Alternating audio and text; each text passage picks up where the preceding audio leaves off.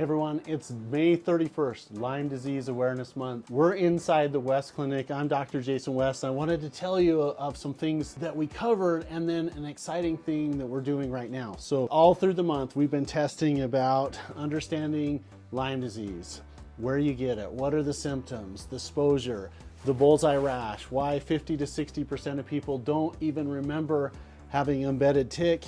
We've talked about revolutionary testing, how you can take traditional testing like a metabolic panel, a complete blood cell count. We want to add a Western blot or an IGeneX test or a Vibrant test, or there's so many tests that have tick panels now that we can look for the bacteria that's causing Lyme, the antibodies, the co-infections. We're also looking at different research projects that help people understand their health, that we can literally look at the blood and identify, is it one of the phases? Now, this is one of the things that's not well understood in medicine, that there can be, a spore phase, there can be a different phase. And in my opinion, you can see different parts of the Lyme life cycle. And that's why some of the medical testing is inconclusive or can be difficult. Also, we're talking about things that you can do at home, which is one of the programs that we're shooting right now.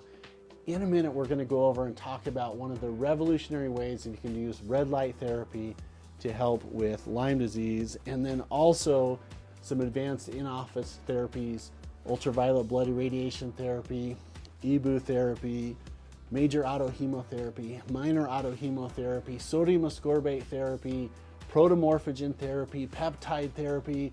Now, there are a bunch of big words that came at you, but here is basically the takeaway is we've got to help your body to be as healthy as possible by giving you the vitamin that's most important, which is the one that you need, but also we can use these signaling molecules called peptides to help the body. We can also use these glandular extracts, which give a DNA blueprint for your body to have healthier tissue. In my opinion and in my 24 years of experience, that glandular extract or that protomorphogen therapy has been really beneficial for people struggling with chronic Lyme disease. And also, we're talking about how to reset the nerves and do that German treatment called neural therapy. There's theta pod therapy, there's RTMS therapy. The bottom line is there's a lot of different things that help people to reset their nerves, to build up their immune system, to flush the lymph nodes that aren't being addressed in a common, hey, here, just take antibiotics therapy. Or I had one person contact me this month that said, hey, Dr. West, I went in and talked to my doctor and he said he didn't believe in Lyme disease. It's not a belief system. It's not a religion. It's just, is it there? Is it not there? And how we can help people put back together. So we're going to continue to keep doing the posts. I've had so many people request to keep going. So you're going to see post 32, post 33, post 34.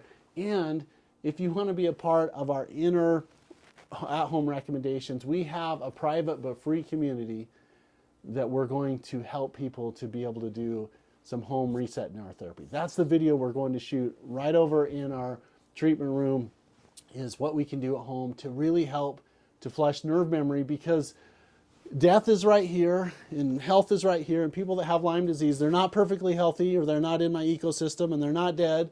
We have a rule in the office, we don't treat dead people. And of course, that's a dad joke. But a lot of people are living right here. They're just surviving. We want to help people to thrive. And a lot of times what happens is the nervous system thinks it's normal to be sick. I mean, people have been sick for so long. I have people that come in that have been sick with Lyme for 20 years or 10 years or 25 years, or they were really feeling pretty healthy 3 years ago, and then they had an exposure and they've had another type of infection, and what's happened is it's caused a slide back, and now they're back to having symptoms without always a clear-cut reason. Now, here's what you can do for that. If we go back to the rules of health, good food, good water, good sleep. So we want to create a sleeping sanctuary. We want to be able to test foods and see if they have antibodies that are causing problems for you. We want to reset the nervous system and build the immune system. There's hope. There's hope at the end of this tunnel. And that's what I'm excited of. May 31st, we've done 31 days of video testing. I wanted to give a quick summary, tell you we're also going to keep going, and I just want to make sure that you're aware of a support structure where we can help you to beat Lyme disease. I've seen so many people do it.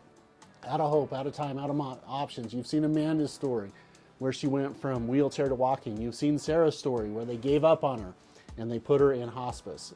You've seen Wes's story where he was so sick in Florida and then he came home. We posted all those stories. Now I want to take it to the next level. I invite you into your community. Stay tuned for additional posts. Dr. Jason West, May 31st. I'm signing out. We'll see you on post 32.